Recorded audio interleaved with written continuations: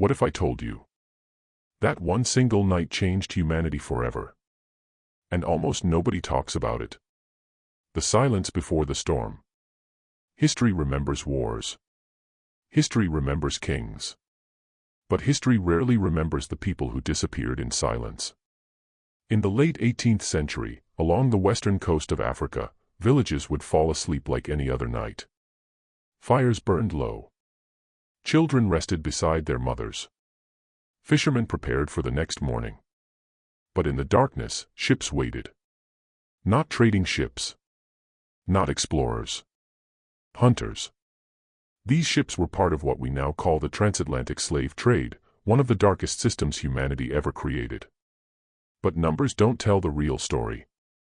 Over 12 million Africans were captured. But what does 12 million actually mean? It means 12 million names erased. 12 million stories stolen. 12 million futures rewritten by force. The capture. Raids happened fast. Armed groups would storm villages before sunrise.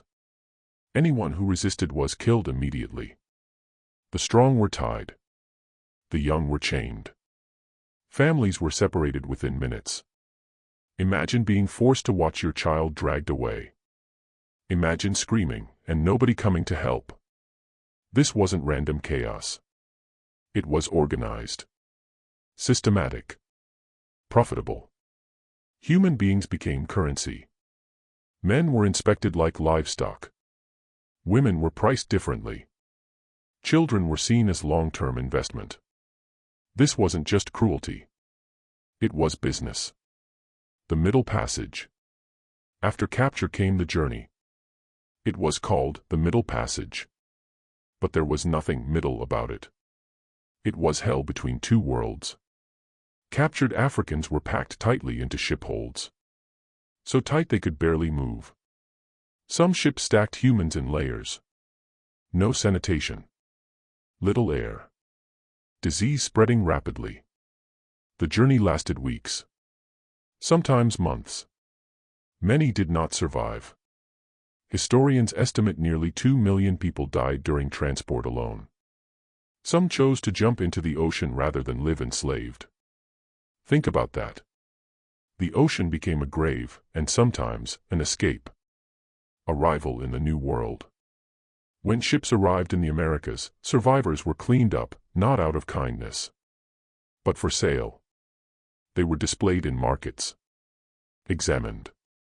Touched. Bid on. Families were permanently separated. A mother might be sold to one plantation. Her son to another state.